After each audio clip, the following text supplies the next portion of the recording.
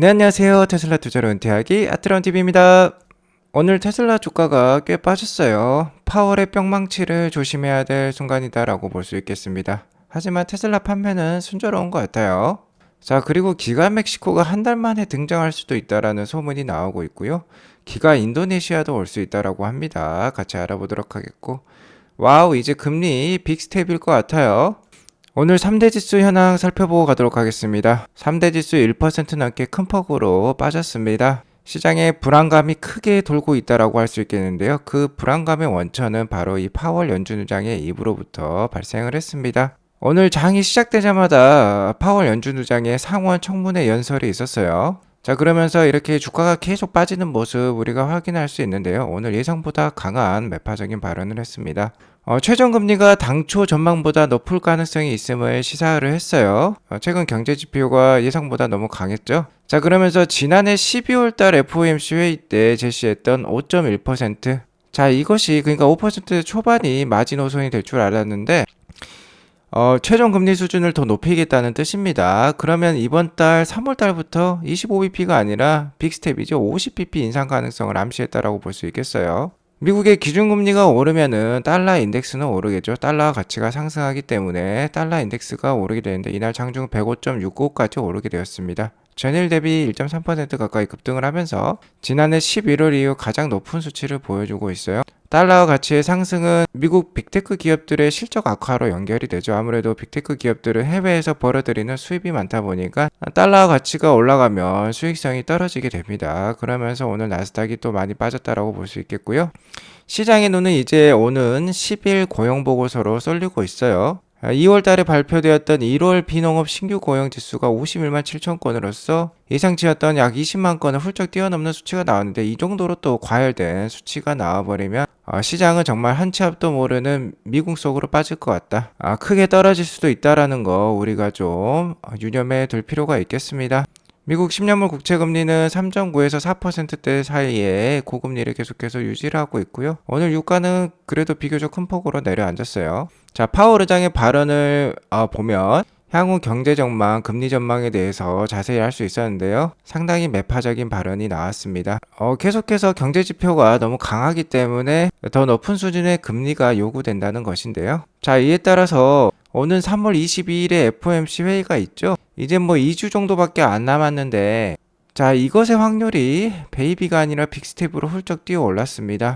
기존에는 베이비 스텝 즉 0.25% 금리 인상 확률이 69.4%인데 이게 역전이 돼서 자, 빅스텝의 확률이 69%로 올라갔어요. 자, 그러니까 금리 수준이 3월 22일에 한 계단 뛰어오를 줄 알았는데 이렇게 두 계단 뛰어 올라 버린 것이죠. 자, 이렇게 빅스텝의 금리 인상이 되면 3월 달부터 5% 초반에 정말 고금리가 이제 현실화가 되는 것입니다. 자, 그렇게 되면 연준의 최종 금리 수준 5% 중반에서 후반까지도 훌쩍 뛰어오를 수 있게 된 오늘 파월 연준의장의 그런 강력 매파 발언이 있었다라고 볼 수 있겠습니다. 자, 파월 연준의장은 주가의 상승을 원하지 않은 것 같습니다. 그러니까 추가적인 하락 이제 대비를 해야겠죠? 자, 현재 2023년 1, 2월 달에 강하게 S&P 500 지수가 반등을 하면서 좋은 모습을 보여주었는데요. 2월 중순 들어서 좀 약한 모습이에요. 작년 연말이랑 올해 초까지 계속된 주가 반등으로 인해서 이렇게 하락 추세선을 잠깐 뛰어넘은 모습입니다. 자, 하지만 이게 트랩, 그러니까 함정이 될 수 있다는 거죠. 2008년에도 같은 모습이 나왔어요. 2008년에 리만 사태가 있었던 때죠.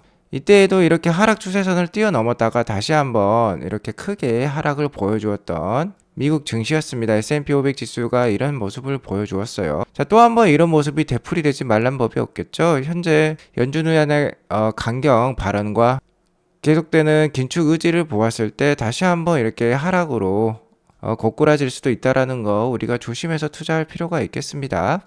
테슬라 역시 연준 파월 의장에 맞설 수는 없는 것입니다. 오늘 3% 넘는 하락을 보여주었어요. 187.71불로 마감을 했고요.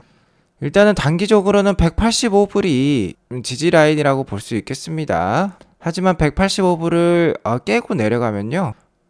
한 160불대 초반까지도 하락할 수 있다는 것은 염두에 두고 조심스럽게 투자해 나가시면 좋을 것 같습니다. 만약 혹시나 이런 식의 대형 급락이 다시 한번 미국 증시에 찾아온다면요. 테슬라 투자도 녹록치 않을 거예요. 다시 한번 100불도 100불 초반도 볼 수 있다는 건 우리가 항상 염두에 두고 조심스럽게 보수적으로 투자해 나가실 필요가 있겠습니다.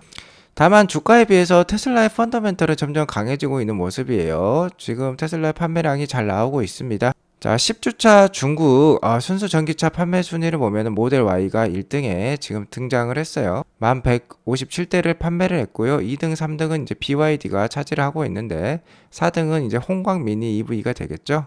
자, 6등은 모델 3로 3109대를 판매를 했습니다. 자, 그러면은 10주차 판매량, 그러니까 저번 주 판매량이에요. 그러면 모델 Y랑 모델 3를 더하게 되면 13,200대가 넘는 수준이 되는데요. 자, 바로 이것이 전주차 기가 상하이의 중국 내수 판매량이 되겠죠. 총 13,266대를 판매를 했습니다. 자, 11월 말 이후 가장 강한 주였다라고 볼 수 있겠어요. 11월 말에, 작년 11월 말에 16,000대를 판매하고 좀 이렇게 내려가는 모습이었는데, 자, 이렇게 계속해서 판매량이 성장하고 있는 모습 확인할 수 있었습니다. 자, 순조로운 중국 내수 판매 현황을 볼 수 있겠는데요. 자, 여기 투명한 빨간색 막대가 보이시죠? 바로 이게 전주 판매량인, 그러니까 3월 첫째 주 판매량이 13,000대를 더한 모습이고요. 자, 여기에서 주당 이제 3월 달은 4주 정도가 남았죠? 4주 정도에 약 5만 대 이상을 판매하게 되면 역대 기록을 갱신을 하는 겁니다. 그러니까 주당 12,500대씩, 그러니까 현재 13,000대를 첫 주에 판매를 했으니까 이 정도씩만 판매를 해준다면요. 역대 최고 기록의 중국 내수 판매량을 기록하는 1분기가 될 것으로 판단이 됩니다. 정말 이럴 확률이 높은 게요. 기가 상하이 같은 경우는 그러니까 첫째 달, 두 번째 달 1월과 2월은 수출에 집중하는 달이고요. 마지막 달에 중국 내수 판매량이 집중되게 됩니다. 이 빨간색 막대가 매 분기 마지막 달을 뜻해요. 훨씬 더 긴 모습 우리가 확인할 수 있습니다. 자, 그렇게 되면 5만 대 이상 충분히 4주 동안 판매할 수 있게 되고 역대급 판매량을 기록을 하면서 1분기에 좋은 판매량을 인도량을 기록하면서 주가의 반등도 모색할 수도 있을 것 같아요. 그리고 유럽의 가장 대표적인 시장이라고 할 수 있는 독일에서도 판매량의 성장이 아주 좋은 모습입니다. 1, 2월 달 합했을 때요. 모델 Y는 독일 전기차 판매 1위에 등극했고 독일 입장에서는 국산차라고 할 수 있겠죠. 폭스바겐의 ID 3, 4, 5를 다 더해도 모델 Y 한 대의 물량을 넘어설 수 없는 상황입니다. 절대적인 로열티, 고객 로열티를 보이고 있다라고 볼 수 있겠고요. 모델 3 역시 한 6등 정도에 등극하면서 판매량에 보태고 있고 아무래도 기가 베를린에서는요 모델 3를 생산하지 않고 있죠. 모델 Y만 생산하고 있기 때문에 이러한 판매량이 나오고 있는 것 같고요. 자, 2월 달에는 내연기관을 총 포함했을 때 모델 Y가 6,422대 판매로서 골프에 이어서 2등이라고 합니다. 거의 골프의 판매량에 지금 범접하는 수준을 보이고 있어요. 골프는 뭐 독일의 국민차라고 볼 수 있겠죠. 유럽에 가장 대중적으로 가장 많이 팔리는 차량 중에 하나인데 거의 골프 판매량에 근접했다는 것을 보니까는 모델 Y의 힘이 정말 느껴지는 순간이다라고 볼 수 있겠습니다. 자, 그리고 인베스터 데이 때 톰주에 의하면 이제 기가 멕시코가 발표가 되었죠. 기가 멕시코가 건설이 되는 상황에서도 다른 기가 팩토리가 건설이 될 수도 있다, 함께 진행이 될 것이다 라고 얘기를 했는데요. 이와 관련해서 인도네시아, 그러니까 기가 인도네시아가 되겠죠. 기가 인도네시아가 가장 크게 물망에 오르고 있는 것으로 판단이 돼요. 자, 여기 보시면 고위 공직자들이 이렇게 모여서 EV 구매에 대한 인센티브에 대해서 출시할 예정이라고 발표를 하고 있는데요. 인도네시아 이 장관님이죠. 이 장관님이 실제로 일론 머스크를 최근에 만나기도 했었는데 기가 팩토리 인도네시아를 건설하기 위해서 착착 좀 진행을 하고 있는 것 같아요. 인도네시아는 배터리 생산에 중요한 광물이 풍부합니다. 특히 니켈을 풍부하게 보유하고 있다고 해요. 뭐 세계 2위의 니켈 보유량을 보유하고 있다고 하는데 전기차 공장의 건설을 위해서 상당히 노력을 하고 있는 것으로 생각이 됩니다.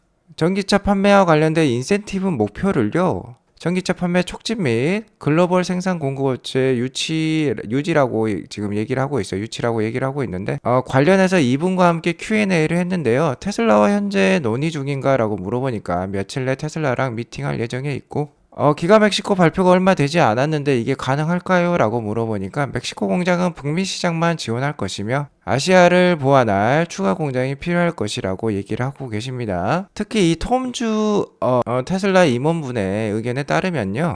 기가 멕시코 건설과 동시에 다른 기가 팩토리 건설을 추진을 한다라고 했으니까 상당히 좀 신빙성이 있어 보여요. 그리고 인도네시아랑 동남아 시장 역시 미래 차세대 시장으로 상당히 커질 수 있는 시장이라고 볼 수 있겠습니다. 인구로 봤을 때는 인도네시아도 뭐 세계 5손가락 안에 드는 인구를 보유하고 있기 때문에 그리고 이런 광물 배터리 생산에 필요한 광물 매장량도 풍부하기 때문에 충분히 내수 시장도 발전시키고 수출 허브로서 역할을 할 수도 있을 것 같아요. 올해 안에 새로운 뭐 기가 팩토리 관련돼서 뉴스 아마 받아볼 수 있을 것 같습니다. 자, 우리나라에 기가 팩토리가 설치가 되면 좋겠는데 한번 귀추를 주목해 보도록 하겠고요. 로이터 통신에 따르면요. 기가 멕시코가 앞으로 1개월 안에 착공이 될 수도 있다라는 뉴스가 나오고 있습니다. 기가 멕시코가 건설될 지역이죠. 누에보 레온주입니다. 누에보 레온주의 주지사인 사무엘 가르시아가 어떻게든 기가 멕시코의 착공을 빠르게 하기 위해서 열심히 노력 중에 있는 것 같습니다. 현재 토지 메이커 관련돼서는 이미 끝난 것으로 알고 있고요. 중요한 거는 멕시코 정부의 파이널 퍼밋, 그러니까 최종 승인만을 앞두고 있는 상황인데 주지사가 이렇게 노력을 하고 대통령도 대대적으로 광고하고 있는 상황이기 때문에 아무래도 이 파이널 퍼밋 최종 승인이 빨리 나올 수 있을 것 같아요. 그렇게 되면은 4월 달에도 빠르면 4월 달에도 착공에 들어갈 수 있을 것으로 판단이 됩니다. 원래는 3개월 후, 그러니까 올해 6월이나 7월쯤에 착공에 들어갈 것으로 생각을 했었는데요. 자, 이렇게 되면은 테슬라 주가에 또 강력한 지지 라인을 형성할 수 있는 뉴스가 될 수도 있을 것 같아요. 왜냐면 기가 멕시코가 착공에 들어가면요, 톰주의 의견에 따르면 기가 멕시코가 착공에 들어가면 이 공장에서 생산된 새로운 차종에 대해서 발표를 할 수도 있다라고 했어요. 그러면 그 발표가 빠르게 나온다면 테슬라 주가 부양에 큰 힘을 보탤 수도 있을 것 같습니다. 어쨌든 이 공장은 당초에 50억 달러, 그러니까 우리 돈 뭐 6조 원 이상을 들여서 공장을 지을 예정이었지만 총 100억 달러까지도 투자가 될 수 있을 것으로 지금 얘기가 나오고 있어요. 그러면 우리 돈 뭐 13조 원이나 투자되는 대대적인 프로젝트라고 볼 수 있겠죠. 최대 1만 명의 직원을 두고요. 이 공장의 부지가 기가 오스틴, 그러니까 기가 텍사스의 2배를 넘는다라고 합니다. 그러니까 이 공장에서 최대 한 300만 대에서 350만 대까지도 뽑아낼 수 있다고 하니까 세계 최대의 전기차 공장 우리가 앞으로 기대해 볼 수 있겠습니다. 자, 그리고 오늘 마지막 뉴스로는요. 테슬라가 이 사이버트럭 휠 디자인에 대해서 특허를 냈다라고 해요. 이 디자인 특허는 15년 동안 유효하다라고 하는데 정말 아름다운 그런 휠 디자인이라고 볼 수 있겠습니다. 보시면 여기 휠 모양이 이 실제 모양과 똑같은 거 우리가 확인할 수 있고요. 이게 바로 페이턴트, 바로 특허에 나와 있는 디자인인데요. 자, 이거는 아마 이 안에 새 휠이 있을 건데 아마 이 겉에 부분은요 휠 커버가 될 것으로 판단이 됩니다. 아마 휠 커버와 함께 실제 메탈로 된 휠의 특허를 지금 낸 것으로 판단이 되는데요. 이 디자인이 실제로 유지가 되면 정말 좋겠습니다. 특허를 내더라도요 실제 양산품에는 이 특허가 적용이 안 될 수도 있는 게 비일비재하다라고 볼 수 있겠습니다. 하지만 정말 이 휠 커버로 나온다면 사이버트럭 전체 디자인과 일치감이 상당히 좋고요. 상당히 아름다운 모습을 뽑아내고 있기 때문에 이러한 디자인이 유지가 됐으면 좋겠어요. 이미 사이버트럭은 대기 물량 초도 고도가 뭐 130만 대가 넘는 것으로 판단이 되고 있습니다. 아마 이러한 휠 디자인이 지속되는 판매량 성장에도 도움이 될 수 있을 것 같아요. 자, 오늘 이것으로 방송을 마치겠고 오늘 방송이 도움이 되었으면 구독과 좋아요 알람 설정 꼭 눌러주세요. 오늘도 좋은 하루 되시기 바라겠습니다. 감사합니다.